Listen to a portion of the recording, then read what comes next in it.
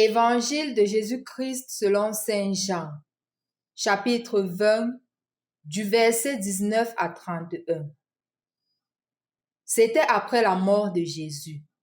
Le soir venu, en ce premier jour de la semaine, alors que les portes du lieu où se trouvaient les disciples étaient verrouillées par crainte des Juifs, Jésus vint et il était là au milieu d'eux. Il leur dit: La paix soit avec vous. Après cette parole, il leur montra ses mains et son côté. Les disciples furent remplis de joie en voyant le Seigneur. Jésus leur dit de nouveau: La paix soit avec vous. De même que le Père m'a envoyé, moi aussi je vous envoie.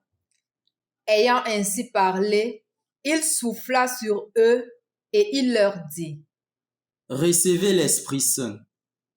À qui vous remettrez ses péchés, ils seront remis. À qui vous maintiendrez ses péchés, ils seront maintenus. Or, l'un des 12, Thomas, appelé Didyme, c'est-à-dire jumeau, n'était pas avec eux quand Jésus était venu.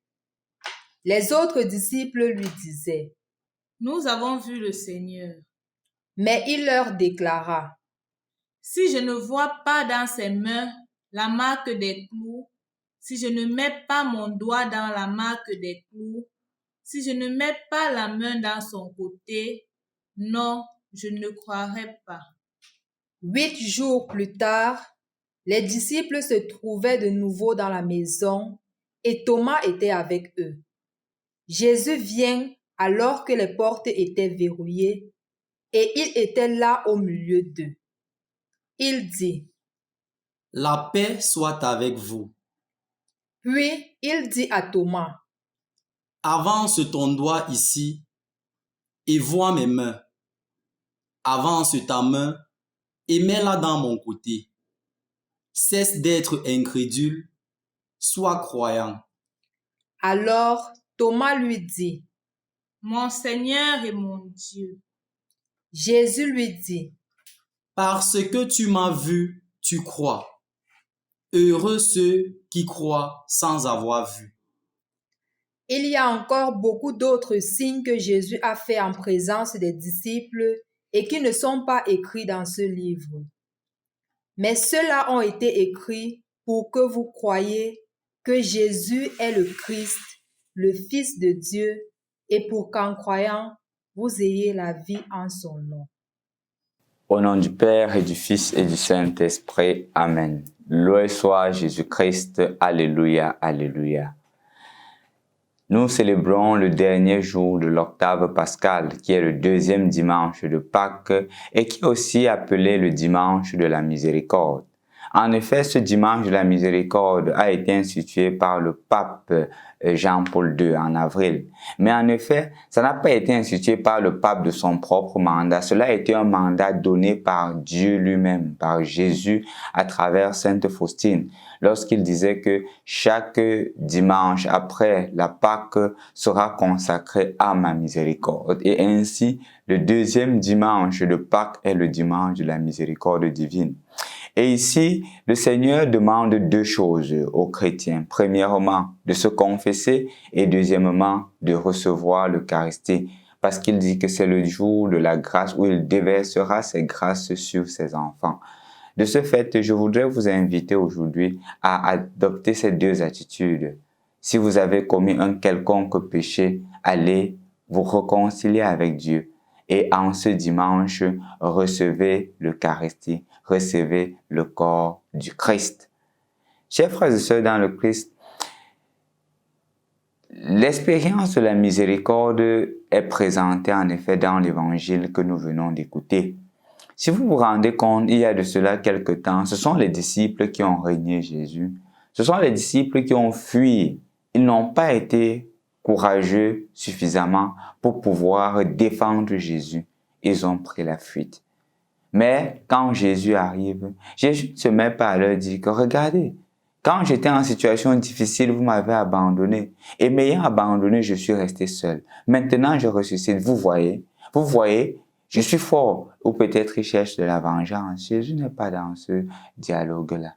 Remarquez que la première parole qui sort de la bouche de Jésus lors de ces deux apparitions de l'évangile d'aujourd'hui, c'est Shalom.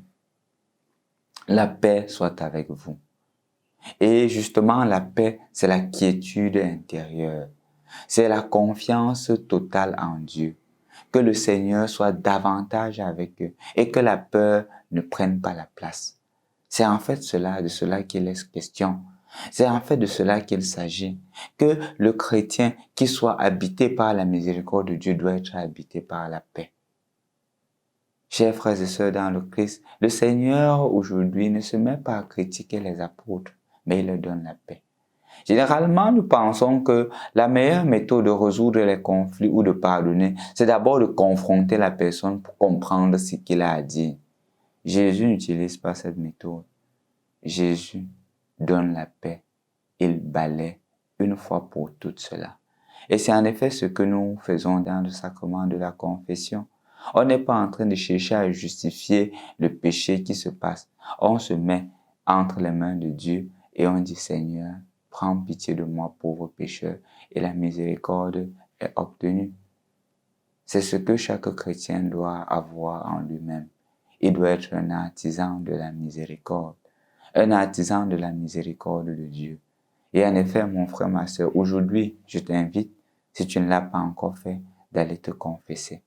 Et te confessant, reçois l'Eucharistie, reçois le corps et le sang du Christ.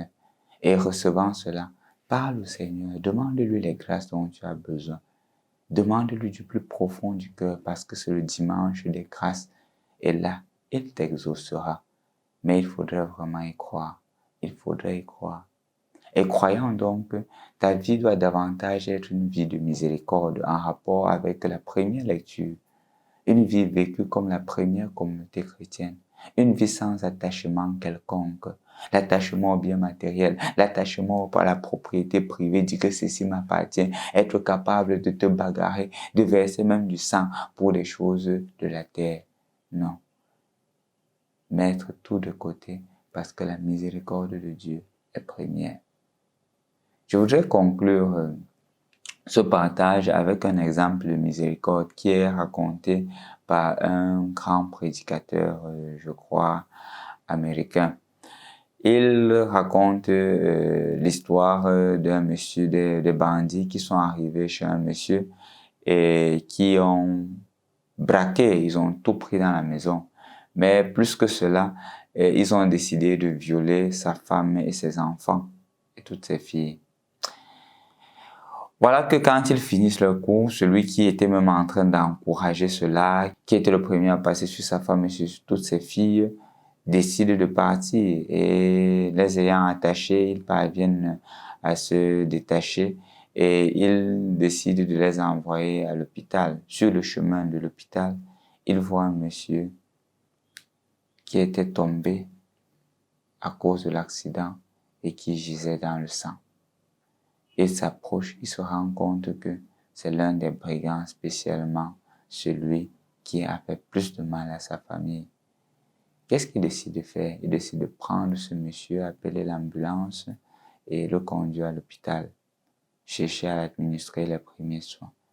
Et c'est au bandit de dire, mais c'est moi qui t'ai fait beaucoup de mal. Pourquoi est-ce que tu agis ainsi? Pourquoi est-ce que tu as ce comportement à mon égard? Et c'est au monsieur de dire, je suis chrétien et l'amour de Dieu n'a pas de race. L'amour de Dieu a une miséricorde sans limite. Et par amour de Dieu, je t'aime aussi. Et dès que tu as fait ce forfait, je t'avais déjà pardonné. Parce que la force ne vient pas de moi, elle vient de Dieu. Chers frères et sœurs, c'est un modèle de pardon. Est-ce que nous serons aussi capables de pardonner jusqu'à ce point? Est-ce que nous serons capables de pardonner comme le Christ nous a pardonné, comme le Christ nous pardonne? C'est le challenge. Mais en ce dimanche de la miséricorde, sois aussi miséricordieux comme Jésus. Quand il arrive, il ne cherche pas à dire aux disciples, pourquoi vous m'avez trahi? Il dit, la paix soit avec vous. Je vous offre ma miséricorde. Offrons aussi, chers frères et sœurs, à nos frères et sœurs, la miséricorde qui vient de Dieu, en pardonnant. Si nous avons encore quelques personnes dans le cœur, accordons-leur le pardon qui vient de Dieu. Si c'est encore difficile de pardonner, pendant la confession, demandons au Seigneur la grâce de pardonner comme il pardonne. Pendant l'Eucharistie, demandons au Seigneur de rendre nos cœurs semblables aux siens. Ainsi, petit à petit, nous serons des vrais artisans de la miséricorde de Dieu. Bonne fête de la miséricorde divine. Au nom du Père et du Fils et du Saint-Esprit. Amen. La famille Mister Jeune vous souhaite joyeux Noël, happy